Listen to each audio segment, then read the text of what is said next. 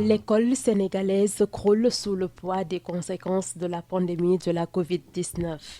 Une polémique entre écoles privées et parents d'élèves due à la subvention de 3 milliards que l'État du Sénégal a allouée à certains établissements privés.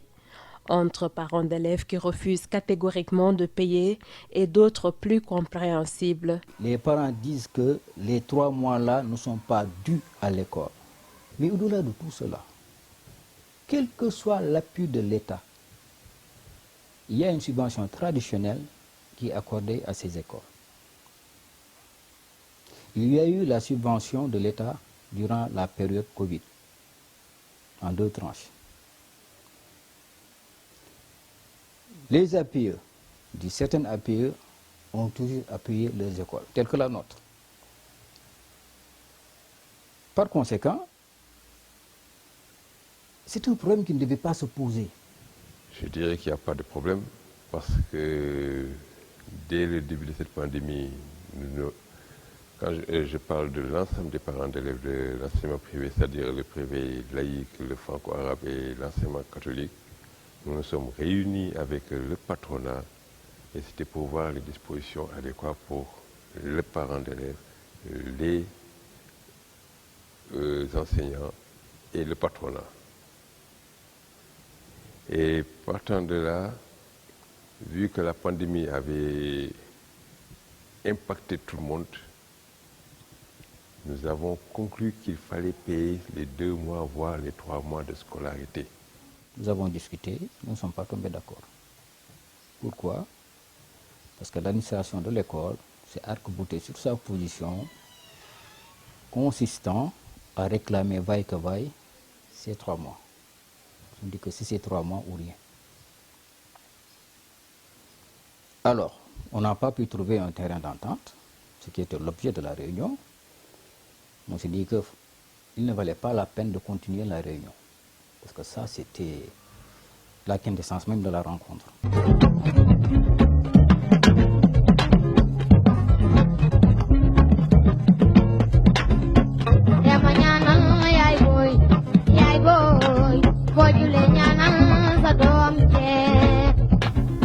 Et ça, c'est un devoir moral parce que si nous ne payons pas ces mois de scolarité, ces établissements n'auront pas de quoi payer les enseignants.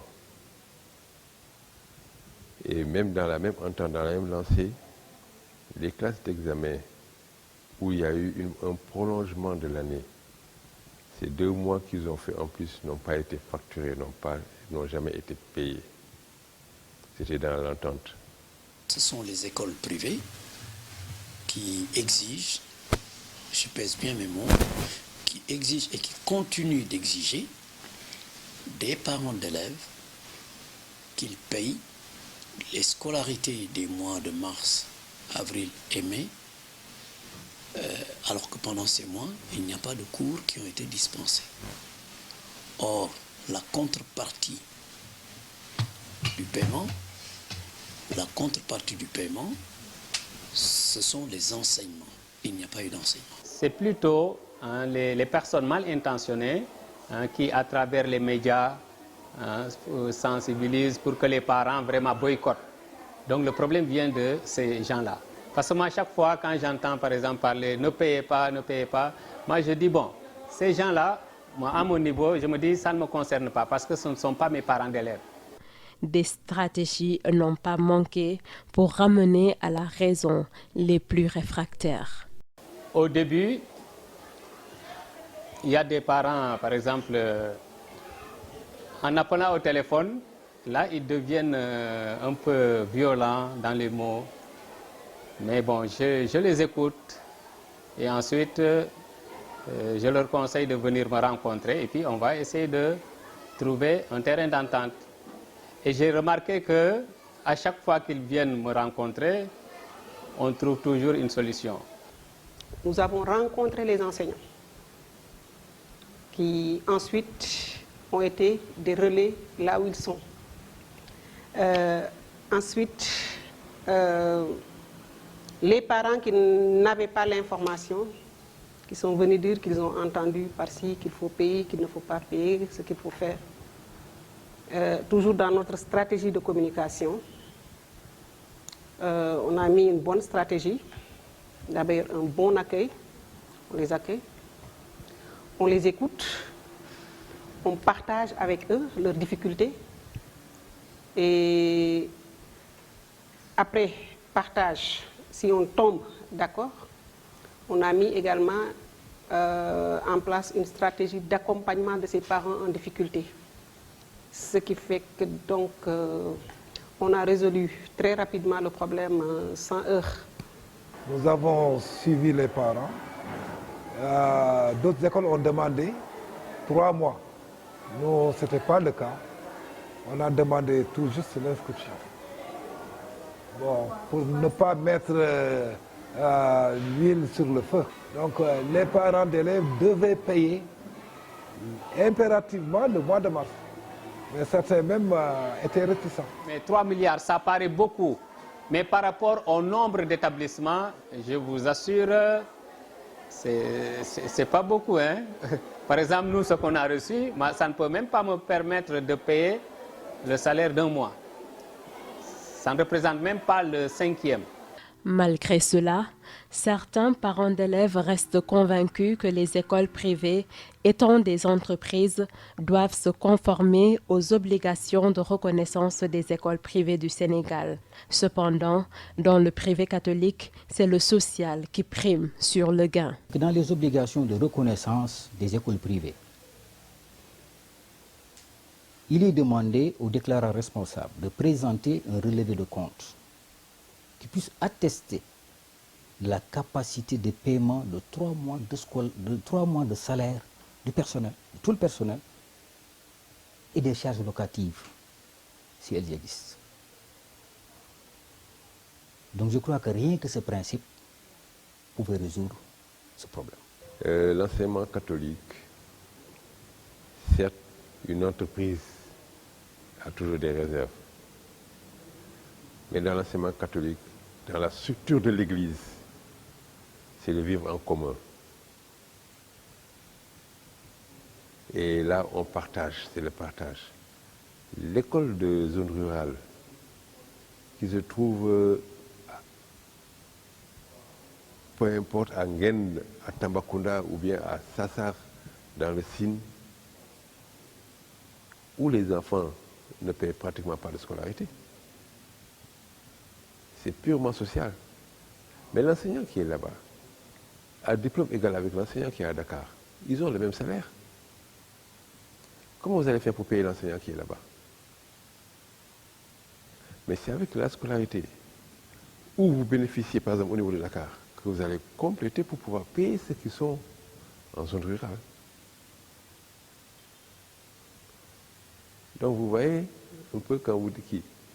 Et là, je vous dis que durant cette Covid, durant cette pandémie de Covid, là je reste toujours dans le domaine de l'enseignement catholique, dans certains diocèses, il y a des enseignants qui ont perçu la moitié du salaire. Qui ont perçu la moitié du salaire. Dans certains diocèses, certes, il y a eu des enseignants qui ont perçu tout leur salaire. Mais où le diocèse a eu du mal à supporter ces charges. Les écoles privées, c'est des entreprises privées qui participent à la mission publique de l'éducation, c'est la Constitution qui le prévoit et les lois, et pour cela, ils sont sous l'autorité et le contrôle de l'État, c'est ce qui est écrit. Sous l'autorité et le contrôle de l'État. C'est pourquoi c'est l'État qui donne les autorisations, c'est l'État qui contrôle, c'est l'État qui donne des subventions. Donc ils sont associés à cette mission. Mais ça reste des entreprises privées qui sont soumises au risque d'entreprise et qui sont impactées par Covid-19 comme tout le monde. S'il n'y avait pas cette pandémie, c'est sûr qu'ils font chaque mois des bénéfices. Mais pendant la pandémie, c'est normal qu'ils ne gagnent pas de l'argent. Je ne sais pas comment ils gèrent parce que la gestion a ses règles. Donc il y a les 4 principes de gestion. Si la pandémie arrive à déstabiliser leurs établissements, c'est parce qu'ils gèrent mal. Des syndicats d'enseignants se solidarisent avec ces parents d'élèves qui refusent de payer. Ils justifient leurs gestes par le non-respect du paiement de certains enseignants. nous demandons à ce que tous les parents restent sur la position de principe que leurs enfants n'ont pas étudié à l'école Dior, il n'y a pas eu de cours en présentiel et il n'y a pas eu également de cours en ligne à l'école Dior. Même s'il y a des écoles qui l'ont tenté, Dior n'a pas fait d'effort à ce niveau. Et dans un contrat de prestation de services d'enseignement, l'enfant étudié à la fin du mois, ses parents payent donc en contrepartie. Les enfants n'ont pas étudié pendant 3 mois et demi du fait de la fermeture des établissements par le chef de l'État. Donc aujourd'hui, la décence voudrait que les écoles privées ne réclament même pas des mensualités des arriérés parce qu'ils n'ont pas enseigné aux enfants. Vous avez une subvention, vous réclamez les 3 mois et vous les payez 70% de salaire. Ça, c'est une anomalie. Nous, notre position, elle est très claire. Lorsque le gouvernement avait décidé de la fermeture des écoles, il l'a décidé pour toutes les écoles, publiques comme privées. À partir de ce moment, nous n'accepterons pas qu'on laisse mais les parents avec les écoles privées. L'affaire a d'ailleurs atterri sur la table du procureur de la République. L'association des parents d'élèves de l'école privée Dior a esté en justice l'établissement, mais jusqu'à présent, le dossier n'est pas vidé. Et l'association des consommateurs du Sénégal, qui porte aussi le combat, promet d'investir la rue. Nous avons initié une procédure judiciaire contre cette décision et nous avons estimé que dès lors qu'il n'y a pas de prestation, parce qu'on considère que le paiement, tout paiement est la contrepartie quand même d'une prestation. Dès lors que cet établissement n'a effectué aucune prestation en donnant des cours aux élèves, ni des cours de distance, ni des cours dispensés dans les classes, donc nous estimons que ces parents n'ont pas l'obligation quand même de payer ces 3 mois que l'établissement les réclame. Alors nous défendons les parents d'élèves, nous défendons les élèves, nous défendons l'école. Quand on voit une injustice comme ça, on se lève et on dit c'est pas normal. Et c'est ce que nous avons fait. Nous avons interpellé le ministre, nous avons interpellé les responsables du ministère et au début on nous écoutait, on nous prenait, mais par la suite on a fait le mort. On appelle le ministre ou son collaborateur, mais personne ne répond maintenant.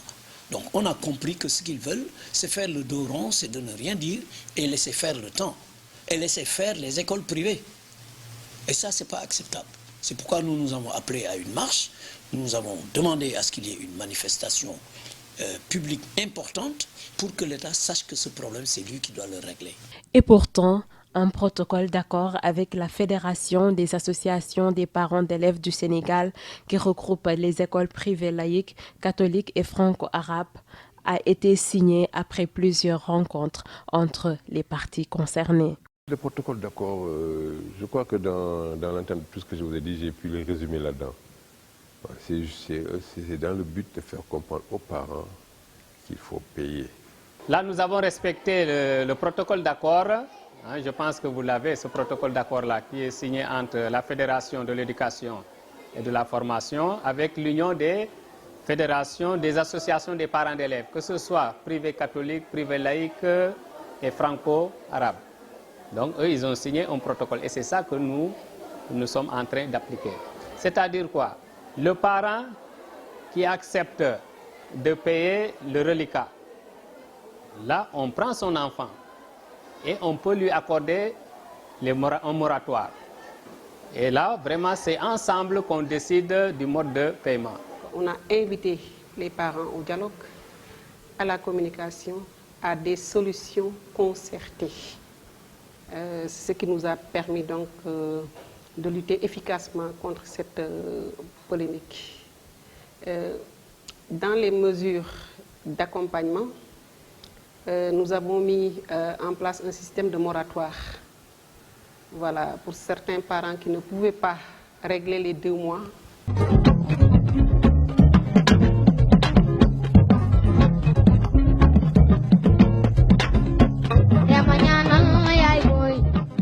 La situation résulte alors d'un défaut de communication et les responsabilités sont partagées, même si l'État en occupe une grande partie.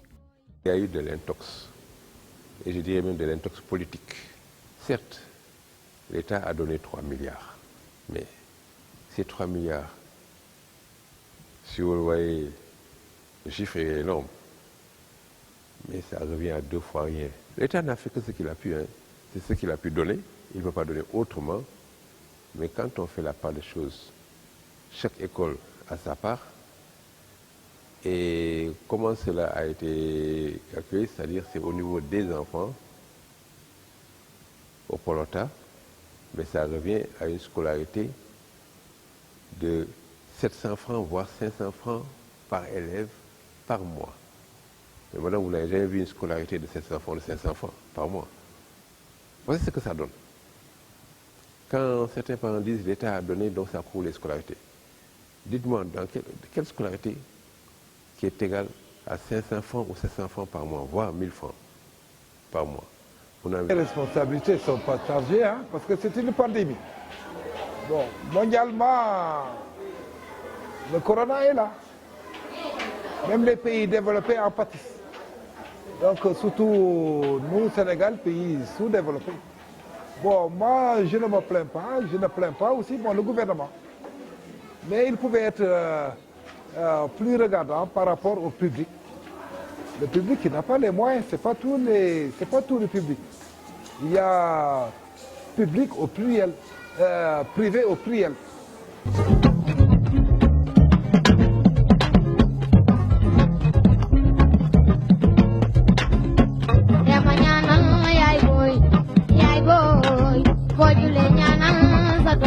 La faute incombe à tout le monde, je peux dire. À l'État d'abord, qui n'a pas bien communiqué. Parce que l'État dit à tout le monde, nous avons donné 3 milliards. Nous avons donné 3 milliards. Mais ne dit pas ce que rapportent les 3 milliards. Et l'État est toujours comme ça, pas l'État du Sénégal, mais ça c'est tous les États, ça je l'ai constaté. Je ne saurais donner la faute à personne. Ce que je sais, c'est que la meilleure manière de régler le problème, c'était la communication. Ce n'est même pas une mauvaise communication. Pour moi, c'est fait à dessein pour entretenir la culture de la nébulosité et de la tortuosité. Ça c'est... en réalité, c'est du jamais vu, c'est de la mauvaise gouvernance. À l'État, en premier lieu. À l'État et aux parents d'élèves. Parce qu'il y a le code des obligations civiles et commerciales qui définit les règles. Ce que nous attendons de l'État, c'est très simple, c'est qu'il arbitre ce problème, qu'il le règle. Qu'il le règle, qu'il dise qui a raison, qui a tort. On ne peut pas dire aux parents d'élèves, allez voir devant les tribunaux ou allez négocier avec les écoles. Non, c'est la loi du plus fort. C'est l'État qui doit régler ce problème. J'aurais lu que le ministère de l'Éducation nationale aurait demandé aux parents de porter plainte. Comme vous le savez, le ministère de l'Éducation nationale, depuis qu'on est là, est dans une dynamique de dialogue et non de confrontation. Cette rencontre qu'on dit n'a jamais eu lieu. Nous ne sommes pas dans cette dynamique. Beaucoup d'écoles privées, beaucoup d'organisations ont eu à travailler ensemble. Et quand ils ont travaillé ensemble, des accords ont été trouvés partout dans le Sénégal. Il en reste encore. Nous allons continuer. Les écoles privées, leur association des parents d'élèves dans ces écoles privées, les établissements continueront également, comme ils l'ont dit, par rapport aux accords qu'ils ont signés, pour qu'ils puissent trouver un terrain d'entente. Toujours est-il qu'ils ont eu l'instruction de donner à l'élève les éléments qui concernent les bulletins. C'est un bien immatériel qui appartient à l'éducation nationale. Les certificats de scolarité, les livrets scolaires. Donc en d'autres termes, il n'y a pas eu de problème. L'éducation nationale qui a eu son rôle de dialogue, de concertation avec les partenaires sociaux, le fera également avec les écoles, qu'elles soient publiques ou privées. Face à ce bras de fer, les acteurs appellent à plus de responsabilités et exhortent les autorités en charge de l'éducation à privilégier le dialogue pour parer à toute éventualité. L'IA nous a contactés pour échanger avec les déclarants responsables. Je parle des 2 APE, les déclarants responsables. Nous irons répondre, exprimer notre position. Je crois qu'elle est très claire. Hein? Cette position, on l'a exprimée un peu partout, dans les médias. Les autorités sont au courant. Donc nous irons négocier. Parce que ce qu'il faut, c'est que les enfants regagnent les salles de classe. L'État devait publier la liste des écoles qui ont reçu les subventions, réclamer les états de paiement de salaire des écoles privées Maintenant, enfin pouvoir au moins prendre la bonne décision. Peut-être que l'État devait trancher la question. Parce que quel que soit Alpha, on peut dire que c'est une affaire civile. Nous sommes deux parties. Il y a ce qu'on appelle la loi des parties. Il y a l'école, il y a l'association des parents d'élèves.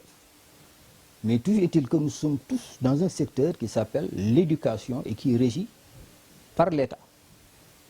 Il faut que le gouvernement arbitre aussi cette situation. C'est au ministre de l'Éducation de prendre une circulaire pour dire clairement ce qui doit se passer. S'il considère que les gens doivent payer les mois, il faut qu'ils le disent aux parents. Mais s'il considère que c'est des mois que personne ne doit payer, il faut aussi que le ministère de l'Éducation, à travers cette circulaire, le dise. Et c'est la raison pour laquelle nous avons rencontré le ministre cette semaine. Nous avons évoqué la question et nous lui avons mis devant ses responsabilités. Et incessamment, certainement, le ministre prendra un texte pour arbitrer cette situation. Nous avions demandé au ministre de prendre une circulaire qui serait appliquée sous le contrôle des IA et des IEF pour que ça soit d'application générale. Mais on ne peut pas laisser, on ne peut pas livrer les parents d'élèves aux écoles privées qui leur font un chantage. Et c'est malhonnête. C'est malhonnête, c'est illégal. Donc voilà, la solution, ça ne peut être qu'une solution globale. C'est pourquoi nous avons décidé, quand on a entendu le ministre dire ça, on a dit non. Il faut obliger l'État à prendre ce problème, à le régler.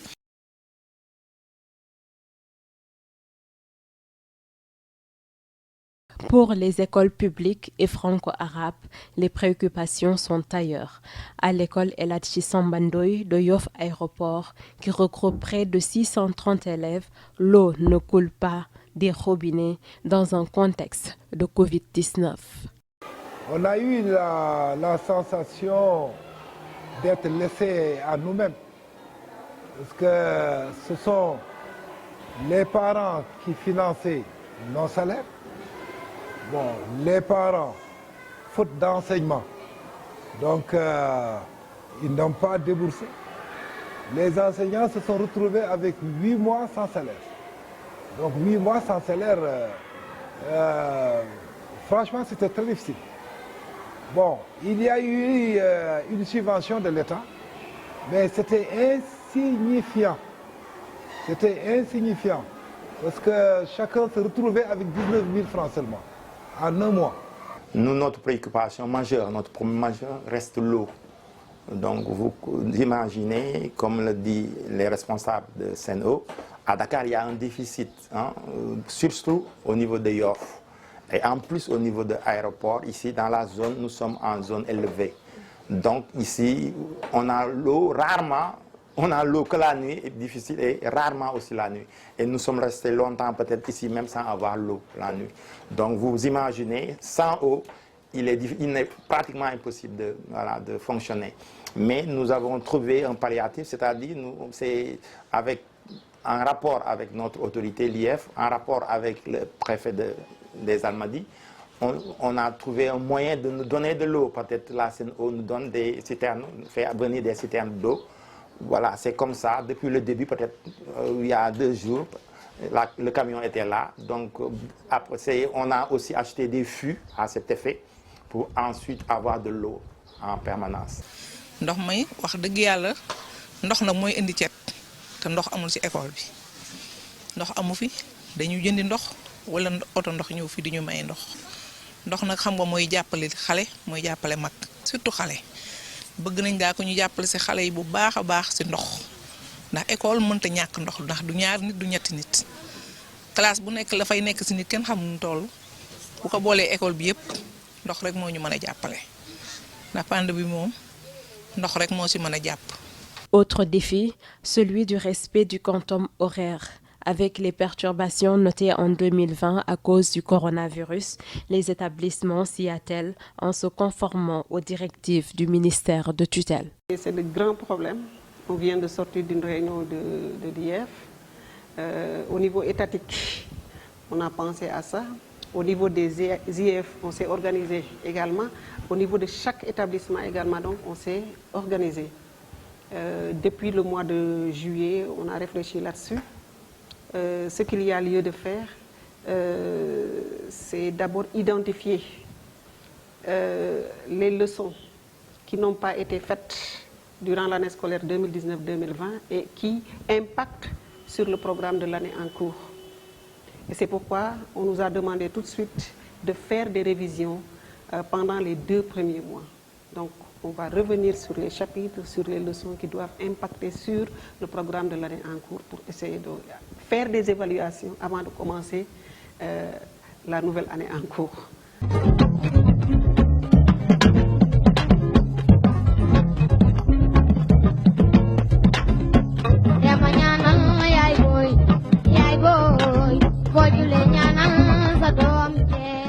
Il faut s'engager à ce qu'il y ait moins de grève, s'engager à moins d'absence, à moins de retard pour relever les défis. Parce que peut-être ce n'est pas cette année seulement qu'on va combler le gap. Le gap sera comblé au fil des années. Voilà, moi je crois. Voilà, maintenant, pour le faire, il faut trouver des palliatifs. Lorsqu'on a des cours les après-midi, pour faire les renforcements les mardis et les jeudis, il faut les renforcer le temps de présence, renforcer les heures, que ce soit les lundis jusqu'au vendredi, il faut travailler, essayer de trouver le moyen en collaboration avec les parents, puisque le temps de travail puisse être augmenté, quoi, à mon avis. Il y a certains chapitres, dans des niveaux donnés, il y a des chapitres qui sont vraiment importants. Donc, le professeur qui prend l'élève qui est admis en classe supérieure, donc avant de commencer une leçon, il y a des prérequis. Pour chaque leçon, il y a des prérequis. Donc, si le professeur se rend compte que les prérequis ne sont pas installés, c'est à lui maintenant de les installer avant de commencer un nouveau chapitre. Donc, c'est à ce niveau que va vraiment se faire le travail. Il y a un dispositif de remédiation qui est mis sur pied. Cela, en fait, démarre à partir du CP au CM2. Les CI, en fait, nous arrêtons des nouveaux. Ce n'est pas la quantité des heures qui fait, en fait, l'efficience des enseignants. C'est la qualité des enseignants. Il est clair que l'école sénégalaise traverse depuis des années une crise sans précédent et le différend entre écoles privées et parents d'élèves vient s'y ajouter. Le dialogue étant la mère des solutions, les acteurs gagneraient bien à taire cette querelle qui est loin d'être profitable à ces potages qui sombrent déjà dans une baisse de niveau drastique à cause des grèves des enseignants. Et la pandémie de la Covid-19, une épine de plus au moment où les syndicats font dans la menace en vue de perturber cette nouvelle année 2020-2021 déjà émaillée par une tension, d'où l'intérêt du ministère de tutelle de réagir au grand bonheur des élèves qui ne cherchent qu'à étudier pour prendre enfin leur destin en main.